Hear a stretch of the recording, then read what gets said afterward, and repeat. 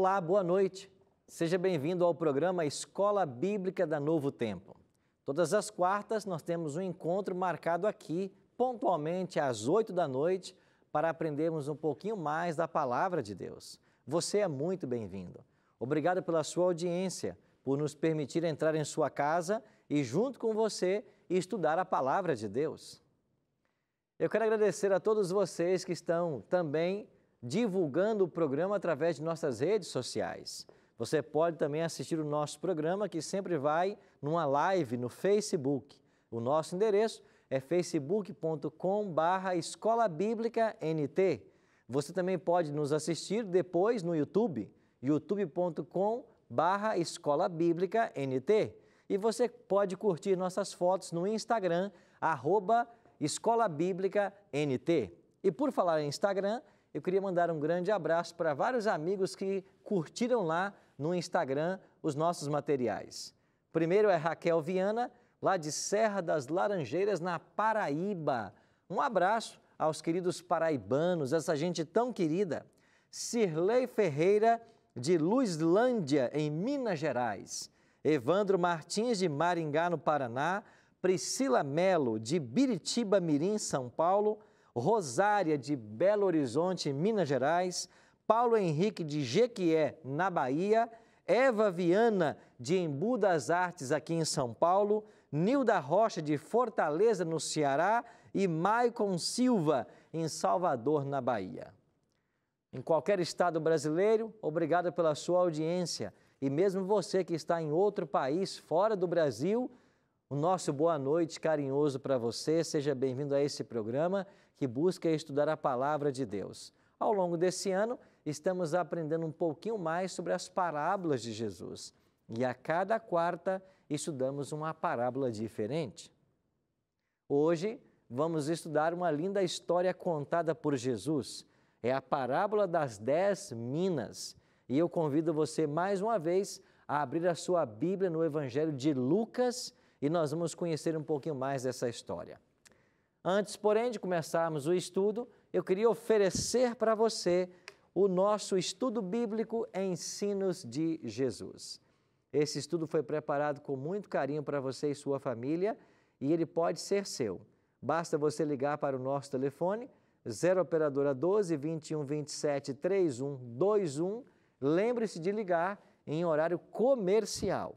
Você pode também acessar a nossa página na internet, novotempo.com/Escola Bíblica NT, e você vai encontrar lá esse estudo para solicitar. Ou você pode enviar uma mensagem via WhatsApp para a Escola Bíblica. O nosso número é 12 98100 1615. E eu tenho um convite especial a fazer para você. Todos os domingos à noite, numa igreja adventista perto de você, nós estamos estudando a mesma temática dos ensinos de Jesus. Faça-nos uma visita.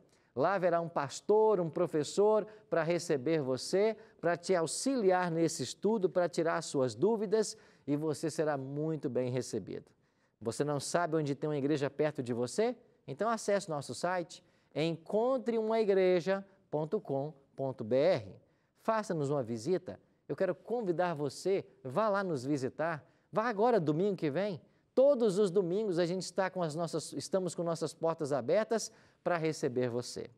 No final desse estudo, você sabe que nós temos lá um questionário e quem preenche esse questionário e acerta pelo menos 70% das questões, ainda vai ganhar mais um DVD. Esse DVD foi gravado lá em Israel, contém lindas imagens das terras bíblicas e aqui você tem todos os 18 temas que também aparecem no guia impresso Ensinos de Jesus. Pois bem, eu quero agradecer mais uma vez a todos aqueles que estão curtindo em nossas redes sociais o programa e divulgando para os seus amigos. Faça isso, porque nós queremos crescer em conhecimento da Palavra de Deus e certamente as pessoas que nós amamos, queremos tê-las também estudando a Bíblia conosco. Eu quero convidar você então a abrir a sua Bíblia em Lucas 19. Lucas 19, a partir do verso 11, nós temos a parábola das 10 minas.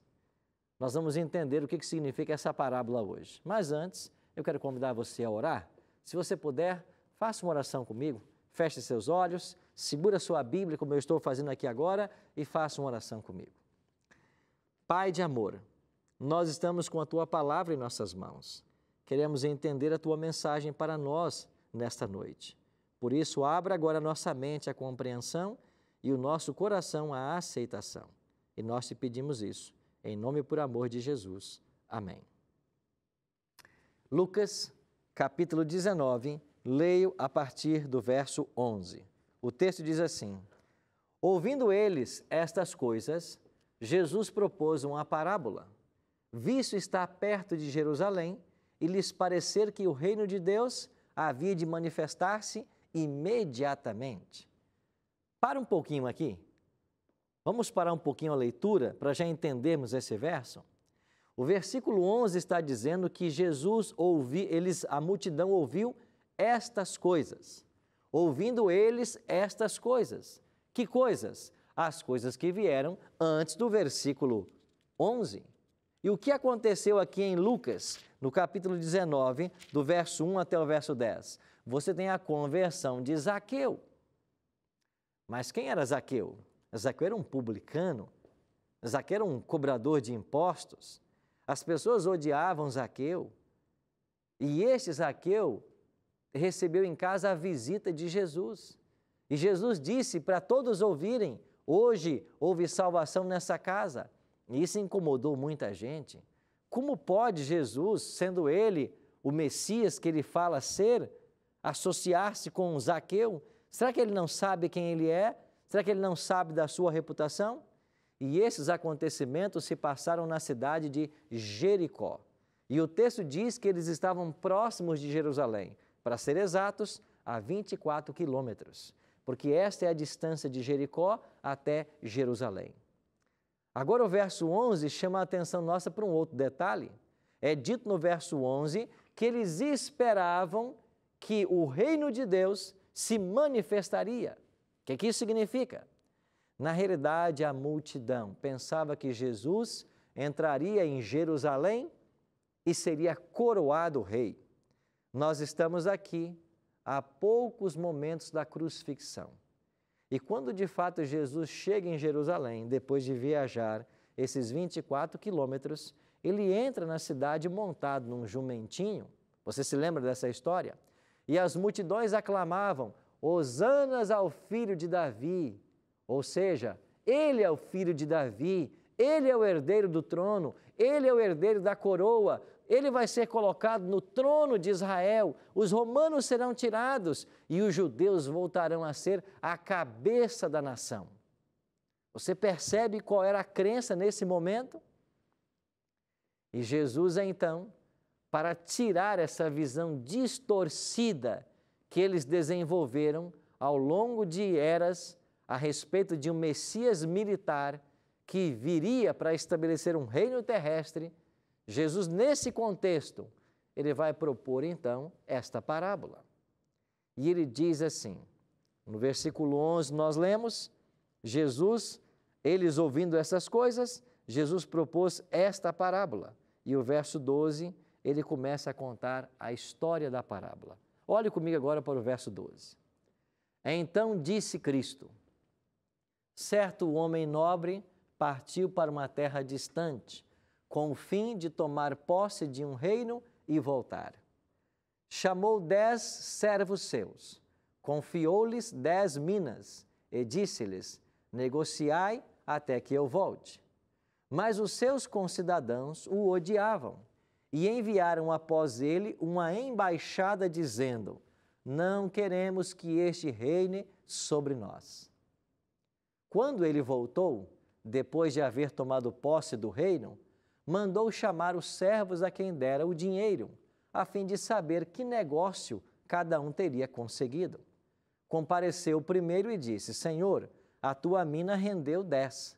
Respondeu-lhe o Senhor: muito bem, servo bom, porque foste fiel no pouco, terás autoridade sobre 10 cidades. Veio o segundo dizendo: Senhor, a tua mina rendeu 5. A este disse: terás autoridade sobre 5 cidades. Versículo 20. Veio então outro dizendo: eis aqui, Senhor, a tua mina, que eu guardei embrulhada num lenço. pois tive medo de ti, que és homem rigoroso.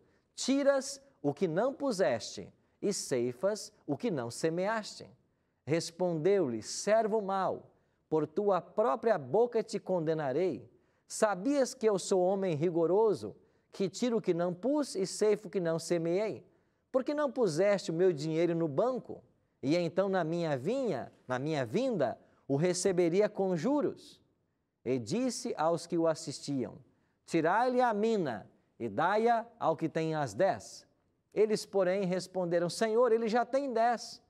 Pois eu vos declaro, a todo o que tem dar-se-lhe-á, mas o que não tem, o que tem, lhe será tirado.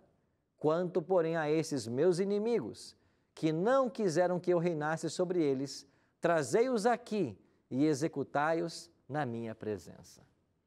Que parábola interessante, cheia de elementos, e quem sabe você está pensando, também cheia de mistérios. Jesus disse que certo homem nobre foi tomar posse de um reino. Quem é esse homem nobre? Certamente é ele mesmo. Cristo está falando dele mesmo. E que ao partir da terra para os céus, ele chamou 10 servos e confiou cada um deles uma mina. Eu e você somos esses servos. Os cristãos estão representados por esses 10 servos. E a cada um deles foi confiada uma mina. Essa expressão mina não é muito usada em nossos dias, mas o próprio texto diz que é dinheiro, porque o servo, depois o Senhor volta e pergunta ao servo: o que você fez com o dinheiro que eu te dei? Bom, vamos esclarecer então. Mina era um peso, cerca de 350 gramas pesava uma mina, e o seu valor, 100 denários, o que equipara a 100 dias de trabalho. Vamos pensar numa pessoa, arredondando, numa pessoa que ganha R$100 por dia, e aí você teria então uma quantia multiplicado isso vezes 100.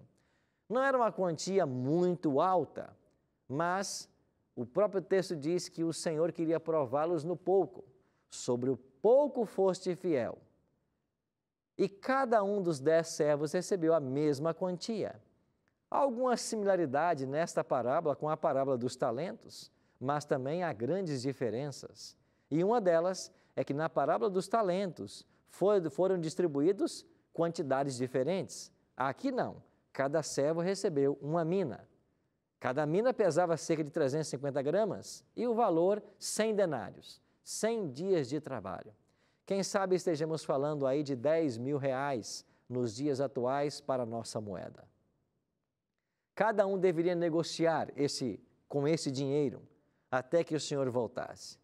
E quando o Senhor volta, ele agora vai acertar as contas.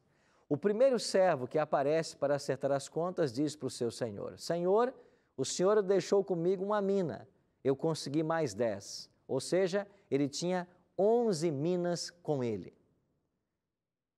Quanto, percentualmente falando, esse primeiro servo fez crescer o dinheiro? Entre o dinheiro investido e o dinheiro apresentado, ele teve um lucro de 1000%. Exatamente, 1000%. Apresentou-se um segundo servo e disse: o Senhor deixou comigo uma mina, eu consegui negociando mais 5. Ele agora tinha 6. Quanto por cento de lucro? 500%. Ele tinha uma e conseguiu mais 5. 500% de lucro. Para o primeiro, Jesus disse: você agora vai dominar sobre 10 cidades. Para o segundo, ele disse: você vai dominar sobre 5 cidades. Ou seja, a recompensa vinha na medida do esforço de cada um. Mas apareceu ali um terceiro servo e disse: Senhor, sabendo que tu és severo, rigoroso, que tira de onde não puseste e ceifas de onde não semeaste, eu peguei esse valor em dinheiro e eu guardei num lenço. E aqui está a mina que o Senhor deixou comigo. O Senhor pergunta para esse servo: por que pelo menos você não colocou isso num banco para que ele rendesse alguma coisa? E já nos dias de Cristo, haviam essas casas de comércio que funcionavam como os bancos modernos, que davam certa rentabilidade. Mas nem isso esse servo fez. Com isso, ele se provou ser inútil. Então o Senhor disse: toma a mina que este tem e dá para aquele que está com 10. Mas eles disseram: mas ele já tem 10. E então Jesus pronuncia algo muito interessante. Aquele que não tem, ou pouco que tem, será tirado. E aquele que muito tem, mais será dado. Em outras palavras, quem muito empreendeu, muito vai receber. Quem pouco empreendeu, nada vai receber. O que Jesus quis ensinar com esta parábola? Olhando para esses elementos, qual é o ensino fundamental dessa história? Bom, nós já antecipamos para vocês de que esse Senhor que viajou para tomar posse de um reino é o próprio Cristo. E ao deixar a nossa terra para tomar posse desse reino, ele chamou os cristãos, os seus servos, e deu para cada um deles uma quantia, uma mina. Essa quantia que Deus colocou em nossas mãos, ele deixou para que fosse investida para que ela crescesse. Quando falamos em termos espirituais, não falamos em termos monetários, de crescermos em fortunas. Estamos falando em crescermos em serviço, em crescermos em salvação. A parábola dos talentos também tem essa mesma temática. Os dons e talentos que Deus deu a cada um deveriam ser empregados para o progresso, para o avanço da causa de Deus, do reino de Deus. Aí eu te pergunto, Deus colocou em suas mãos uma quantia. Deus colocou não apenas recursos materiais, mas também talentos e habilidades. E tudo o que você recebeu pertence ao Senhor. Pelo menos é isso que a palavra de Deus ensina. Se você for para o Salmo 24:1, o salmista diz que ao Senhor pertence a terra e tudo que nelas há. Ou seja, você não tem nada. Você e eu somos mordomos. A casa que você tem, o carro que você tem, a empresa que você tem, o negócio que você tem, nada é teu. Você é um mordomo. Deus colocou nas suas mãos para que você usasse isso. Ele vai voltar um dia e ele vai pedir contas disso a você. Aí a pergunta que eu tenho que fazer para a nossa reflexão é: o que você está fazendo com o que Deus colocou em suas mãos? Você está usando isso para fazer prosperar o reino de Deus? Ou você está aplicando tudo o que você tem ao seu bel prazer? Você sabe que o diabo tem semeado em nossa sociedade, em nossa cultura, o egocentrismo. E muitas pessoas vivem para agradarem a si mesmas. E as pessoas estão gastando fortunas consigo mesmas, com coisas que às vezes são necessárias, mas com coisas que são muito supérfluas.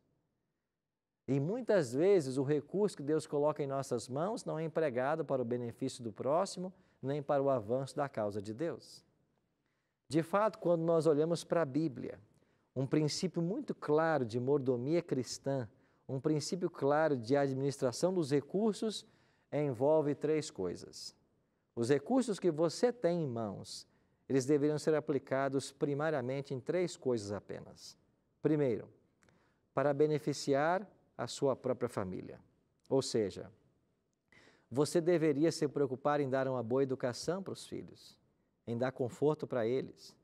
E quando eu falo de educação, de conforto, eu não estou falando de nada exacerbado. Eu não estou falando de conforto, de dar um carro zero todo ano. Não tem nada a ver com isso. Tem a ver com as reais necessidades que nossos filhos têm. Primeira coisa, os recursos que nós temos é para atender bem nossa família, para que eles tenham segurança, tenham educação, tenham boa saúde, que nada lhes falte, nada de exagerado, mas que eles tenham o necessário. Segundo, os teus recursos devem ser usados para abençoar as pessoas que te cercam. Nós podemos chamar esses de próximos. As pessoas que você conhece, que você convive, as pessoas da tua comunidade, talvez pessoas que você nem conheça, mas você deve estar preocupado em abençoar as pessoas que estão ao seu redor, as pessoas que carecem, que precisam da tua ajuda. Você deve se preocupar com isso. E, finalmente, terceiro, os teus recursos devem ser aplicados para fazer avançar a causa do reino de Deus. E como você faz isso? Investindo em coisas espirituais, investindo no reino de Deus. o dízimo que você devolve na igreja, a oferta que você devolve, isso contribui. O fato de você ser um anjo da esperança, isso também contribui. Você deve colocar os recursos para levar avante o Evangelho de Deus. E talvez Deus coloque no seu coração algumas iniciativas para que esta mensagem de Cristo seja levada às pessoas. Em síntese, nós temos 3 locais que nós podemos definir que são viáveis, que são dignos, que são corretos dos recursos serem aplicados. Agora, quando nós começamos a usar os nossos recursos, talentos e habilidades para outras coisas, nós estamos fugindo do plano de Deus. E às vezes a gente recebe por aí uma notícia, fica sabendo por um telejornal, por uma revista, os absurdos de dinheiro que as pessoas gastam em coisas inúteis, em coisas fúteis da vida. Será que essa parábola não é uma advertência para mim e para você, que vivemos nesses dias, onde as pessoas buscam cada vez mais a satisfação própria, gastam fortunas, rios de dinheiro com coisas que não têm nenhum valor espiritual? Eu creio que isso seja uma advertência para mim e para você. E nós devemos olhar com muito cuidado para esta orientação e tentar entender qual é a mensagem que Jesus tem para nós. Agora, eu queria chamar a sua atenção para um outro detalhe do texto. Após os 3 servos se apresentarem, Jesus vai terminar a história dizendo, versículo 24, pois eu vos declaro, verso 26, pois eu vos declaro, a todo o que tem dar-se-lhe-á, mas ao que não tem, o que tem lhe será tirado. Verso 27, quanto, porém, a esses meus inimigos, que não quiseram que eu reinasse sobre eles, trazei-os aqui e executai-os na minha presença. Quem eram estes inimigos chamados por Cristo, que não queriam que Jesus reinasse sobre eles? É claro que é uma alusão à nação judaica. Por milênios, o povo de Deus foi o povo de Israel, as 12 tribos. Depois, 10 dessas 12 tribos foram exterminadas no cativeiro assírio, no ano 722 a.C. Restaram 2 tribos, Judá e Benjamim. Mas essas 2 tribos que restaram, Judá e Benjamim, também seriam levadas um dia para cativeiro. E no ano 605 a.C., Nabucodonosor, rei da Babilônia, invadiu Jerusalém e levou essas 2 tribos cativas para a Babilônia. Entre esses cativos estavam Daniel, Ananias, Misael e Azarias, 4 jovens que você conhece muito bem. Então, essas 2 tribos passaram a ser chamadas de judeus, quando eles voltaram do cativeiro, porque uma das tribos era a tribo de Judá. E esse povo judeu é o povo que era o guardião da lei, da Torá, era o representante de Deus. Eles deveriam se preparar para receber o Messias, mas o diabo conseguiu semear uma outra visão. Eles passaram a esperar um Messias bélico, que viria para tirar os romanos do poder e colocar o judeu mais uma vez como cabeça da nação. E quando Cristo chega com toda a sua humildade, quando Cristo chega com os valores do reino, quando Ele vem ensinar que Ele não veio estabelecer um reino terrestre, mas um reino celestial, que o reino de Deus já estaria no crente, eles não entendem isso. Eles não entenderam a profecia de Isaías, capítulo 53, onde Jesus viria como um servo sofredor, viria para dar a sua vida em resgate de muitos. Eles não entenderam. E por isso que eles não quiseram que Jesus dominasse sobre eles.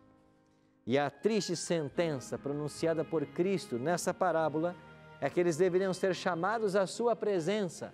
Para quê? Para serem executados. E quando eu li nesse versículo, ser executados, eu me lembrei da destruição de Jerusalém e dos milhares de judeus que foram exterminados naquela ocasião. Sabe, amigo, eu queria poder falar ao seu coração agora. Você está aí sentado na sua casa, sentado aí no seu sofá, numa cadeira, está no escritório, eu queria falar ao seu coração. Essa parábola nos conta a respeito da nossa necessidade de administrar bem o que Deus coloca em nossas mãos. Mas ela é uma severa advertência também assim como foi para a nação judaica. Eles tinham todos os privilégios espirituais e rejeitaram o Messias. Cristo mesmo declarou, ou melhor, João vai declarar, ele veio para os que era seu e os seus não o receberam. Não é verdade que Deus tem dado a você também muitos privilégios? Não é verdade que Deus tem colocado nas suas mãos muitos recursos? Não é verdade que você tem a oportunidade de estudar esse livro todos os dias? Mas eu te pergunto, há espaço no seu coração para o homem de Nazaré? Há espaço no seu coração para Jesus? Ou será que, como a nação judaica, nós iremos perder tão grande oportunidade? Você sabe que no ano 34 de nossa era, finalmente a nação judaica foi rejeitada como povo de Deus. Qualquer judeu pode ser salvo individualmente, mas como nação eles rejeitaram o Messias e a profecia diz que eles também seriam rejeitados. Mas eu e você não precisamos ser rejeitados. Eu e você podemos usar as habilidades, os recursos, os dons que Deus nos deu para o progresso da sua causa. Mas isso fala-nos de uma decisão que nós precisamos tomar. Nós precisamos nos entregar a Cristo, nos colocar na mão dEle. Nós precisamos nos render para que o Espírito dEle nos dirija. E eu queria orar com você agora, para que isso aconteça, para que nós permitamos isso. Pai Santo, ajuda-nos a usarmos tudo que nós temos e somos para o progresso da Tua causa. Não deixa, Pai, que venhamos usar os recursos de forma impensada, de forma egoísta, enquanto tantas pessoas sofrem ao nosso redor. Dai-nos a consciência também dos privilégios espirituais que nós temos e que nós possamos aproveitar todos esses privilégios para Te servir em espírito e em verdade. Abençoa, Pai, a cada amigo telespectador que está nos assistindo agora. Abraça-os com Teu Espírito, dê sabedoria, toca em cada coração, abre suas mentes para que eles também possam desenvolver grandes projetos para o avanço do Teu reino, que onde quer que eles estejam, que eles sejam uma luz na família, uma luz na igreja, uma luz na sociedade.